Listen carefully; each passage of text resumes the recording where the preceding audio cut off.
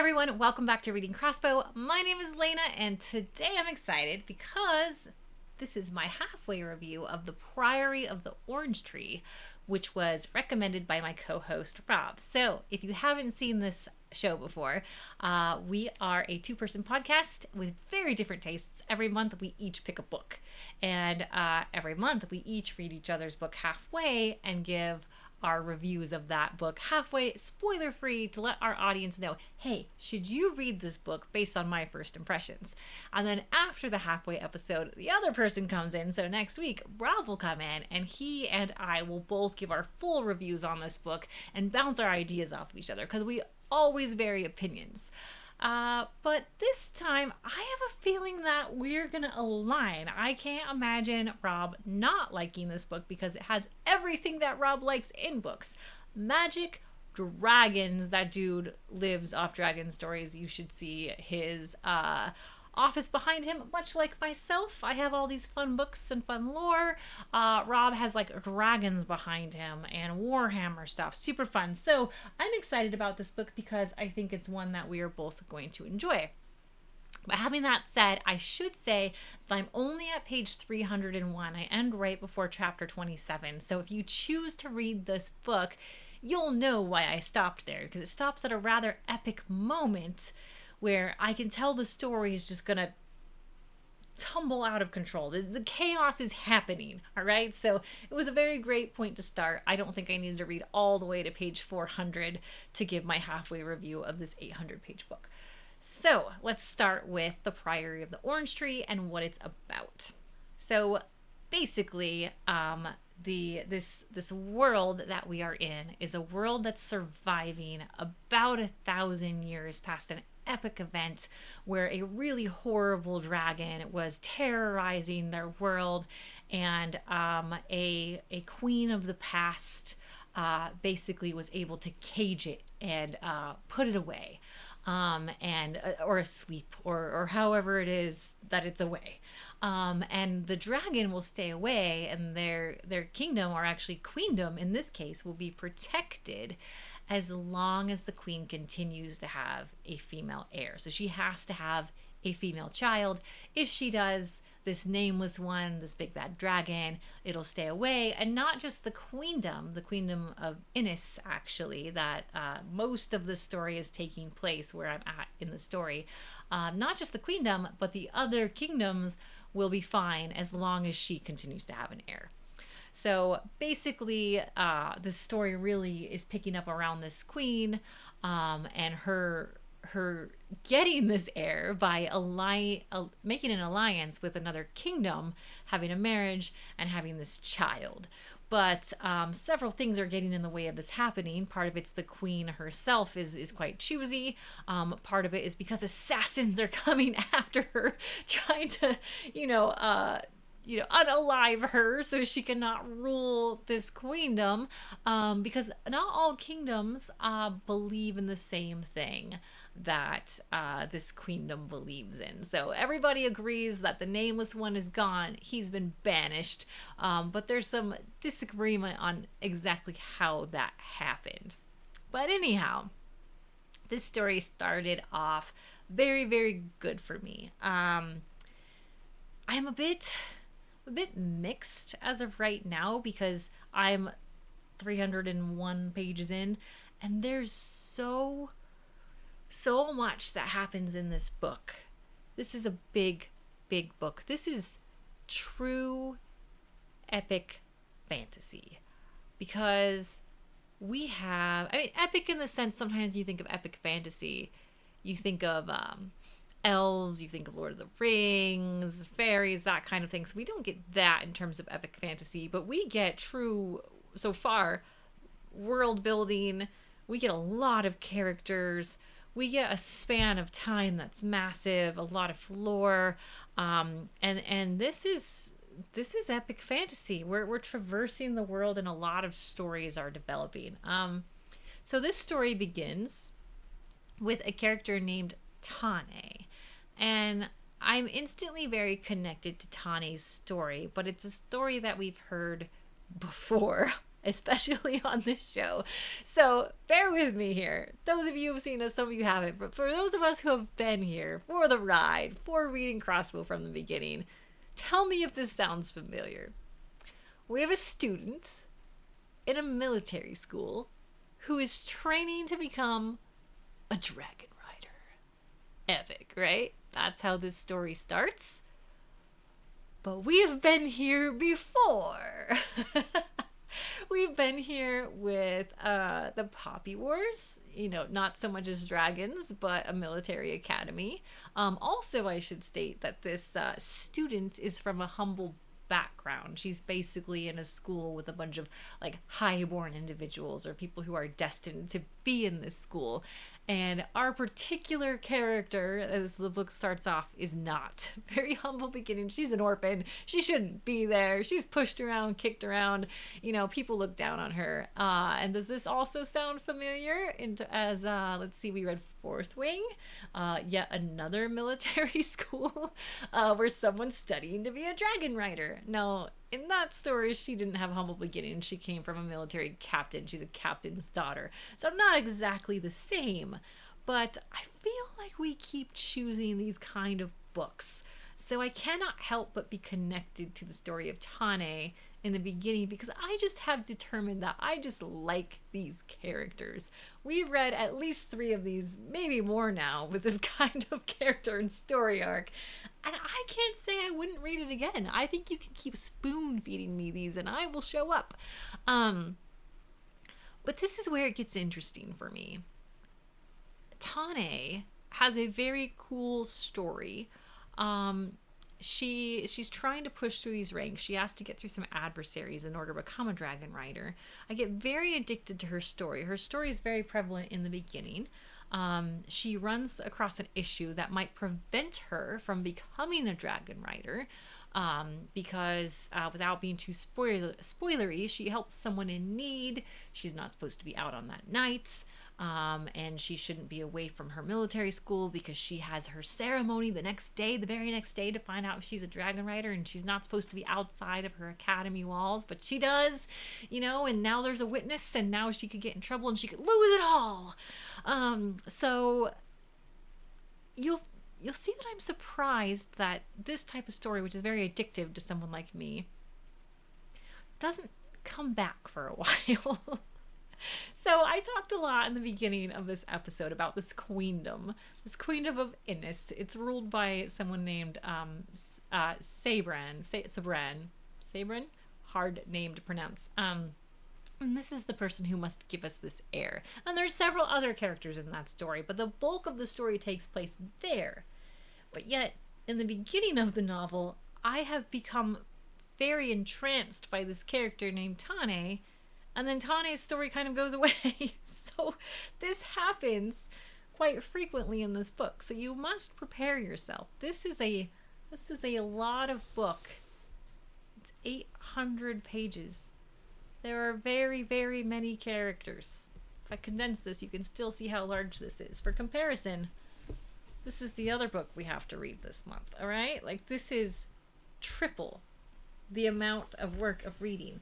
And this book so far is reminding me of like a Game of Thrones. Now, I could not get through Game of Thrones. I watched it. It was fantastic. But reading it was tough for me because there was so many different characters across so many different lands, so many different kingdoms, weird names. I couldn't keep up with it all. I was just done. I stopped reading it book 2. This book has given me a bit of these feelsies because you kind of get like attached to a character. The author spends a lot of time on a character and their story. The character development has been really, really great. Really good descriptions. So far, really good world building, really good character building. But just when you start to get really involved in that story, you're like blasted to another land.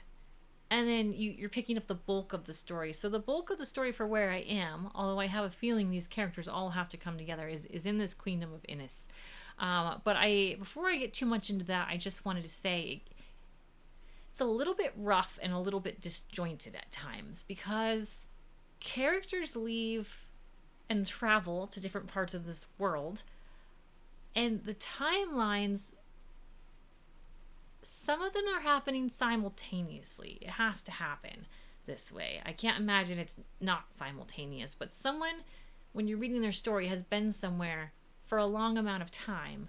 But then when you go back to another section of the story, sometimes it's hard to tell if you're reading this section from the beginning of this time that person was gone, or if you're picking up from where they left off.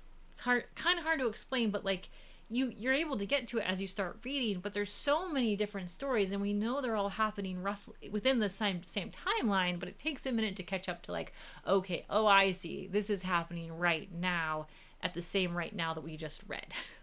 If that makes any sense, those who've read like a Game of Thrones will know what I'm talking about. So let's pick this up for the bulk part of the story, which is in Innis with Sabran. So there is another main character. So I focused on Tanya for the beginning. I'm really liking Tanya. I want to get more of her story. I'm craving her story, but she's kind of been like pushed to the side of it. We have Iad. Iad is a house lady of sorts. I forget what she's called. In Sabran's queendom. So she's in the court. And so basically she's like a chamber lady, I think. And like the ultimate status is to get to the, like the queen's ladies, like the bedchamber ladies. And they're basically like the ladies that are in her inner circle. They even sleep in her room at night to protect her, or at least one or two of them do. And the goal is to become one of these ladies. Well, the interesting thing about Iad is she's actually, we don't quite have all of her backstory, and parts of it that I do have, I don't want to give to you because I don't want to spoil it, but she isn't who she appears to be. So we have Iad, she's infiltrated these like chamber ladies who are in the court of the queendom, and she's been placed there.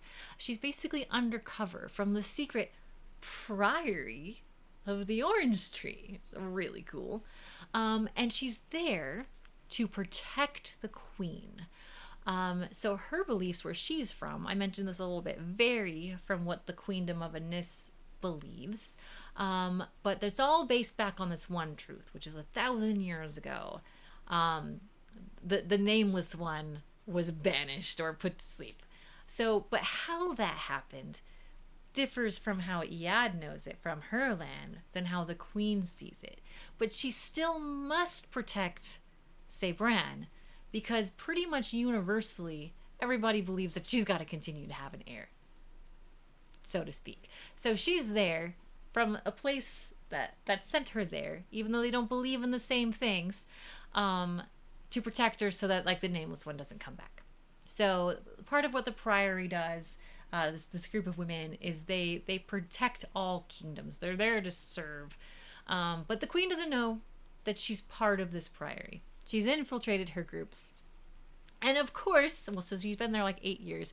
She begins to be fond of the queen and fond of the court. She's been there a long time. She's basically grown up within this court. And she does protect her. There's all these assassins that are wanting to come kill the queen, because not all kingdoms, again, believe that she is like the sole reason why the nameless one is gone.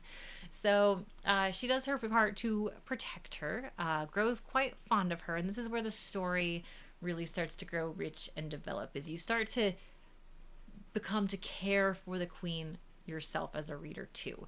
Even though we know that Iad's truth, and the book is based on the Priory of the Orange, so basically like where she's from, this is some sort of truth that she believes in. But you're kind of rooting for the queen because she's a good girl, and her court seems to be a good court, and all the people who come from her court seem to be good people. There's this Lord Beck, that is, his name's Loth, that's like the shortened version of his name.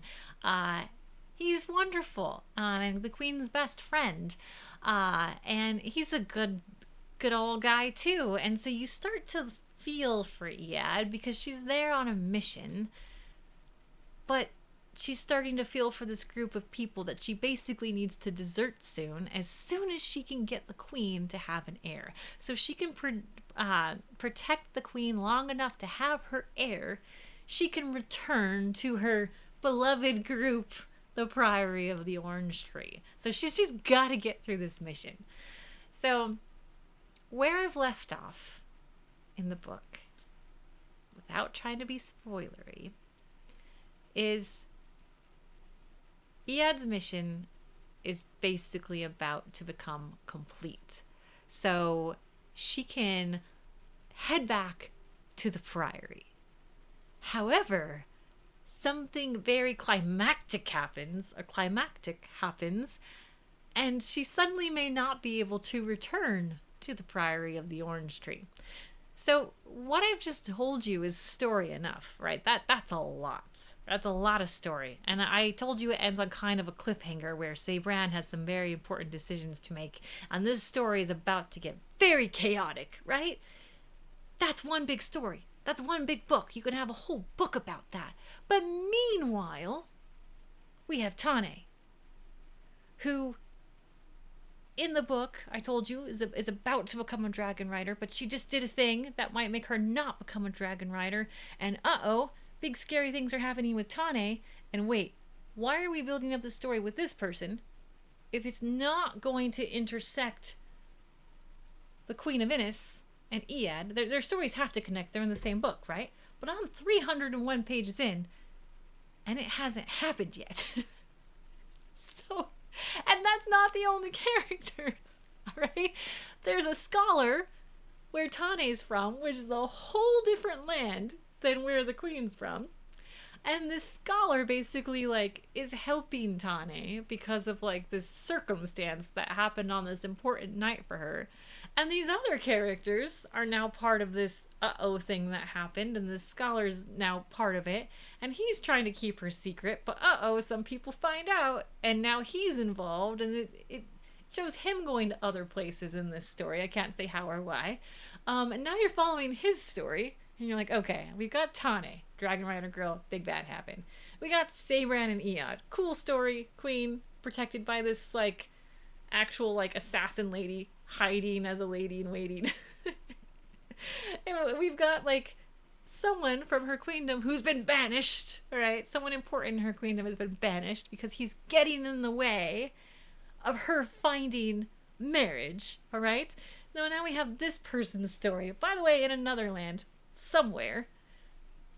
And at the point where I've concluded on the halfway, I don't know how these other people's stories are gonna meet up with this part of the story, which just ended on a crazy cliffhanger at 301, which is actually, bear with me here, we're going somewhere with this, where the book could end. I'm reading this book, and I've read a lot of epic fantasy, and I read a good amount of big books, right? I would say, let's see, the Aragon books, they're not 800 pages, but they're big. Let's see, Shannara Chronicles, big. Heck, Akatar. Those are some hefty books, right? Nowhere in those books did I think the book should end. But in this book, I kind of feel like either A, it should end, and we get book 2. I'm like, why do I have 500 more pages? And why, oh dear God, why have we not tied these stories together yet? So would I recommend for you to read this at the halfway point? Yeah, I kind of think so. There's dragons. Also, also, I forgot this. There's dragons that are not what I thought dragons were. Okay, so I need to do some, dragon history lessons. There's wyverns, worms, dragons without wings. Weird. I had no idea they could not have wings. Dragons with 4 legs, 2 legs, dragons that swim in the water and live in the water. I had no idea. There's magic fruit bearing trees. There's a balance of magic somehow. I don't know. There's what's happening yet. It's brought it up a little bit. I don't want to go too much into that. There's a lot in this book, and I think I'm a little concerned how they're going to wrap it up, but it's here. Everything's here. If you like this kind of story, magic, dragons, kings, queens, marriages not forced, but like marriages for alliance, uniting kingdoms, some sort of secrecy, piracy. Oh, pirates! There's pirates. Um, yeah, this is a pick me up. But this is a pick me up if you got a shit ton of time on your hands. Because, like I said, I am 301 pages in, and I am not entirely sure that I was ready to pick up an 800-page book. Rob, you dirty devil, you. Because now I'm stuck reading this giant, gargantuan, big ass book. And I don't know that this should be one book. I think this might be a. You know what? I'm a little more than a third of the way in, somewhere here-ish. And I feel like I've read an entire book with more books in it. So I have no idea. I have no idea how this gonna connect all these characters together. It's a little slower than I'd like. So I wish it was a bit more fast-paced. There seems to be a decent amount of love in it, but slow, also not super spicy. But yeah, I'm interested. So pick this up, The Priory of the Orange Tree by Samantha Shannon. It has a companion book that goes with it, although I cannot remember the name of it. Yeah, I think you'll like this. I'm excited to see how the rest of it goes. Although a little nervous how she's going to tie it all together. And I'm excited to see what Rob thinks about this book. He's the one that picked this book up. But remember, I talked about this in our previous episode where we're discussing the books that we're going to pick. I actually bought this book like 6 or 7 months ago. I've had it on my TBR forever. Could not wait to read this. So I'm a little curious how Rob came across it, because not his typical, pick of the week. But yeah, next week, tune in, see what Rob thinks. I'm going to wrap this up, somehow read 500 pages in the next week. Like, subscribe, make us happy. We're close to that 100 subscribers, and we appreciate you all, and we'll see you next week. Thanks, everyone.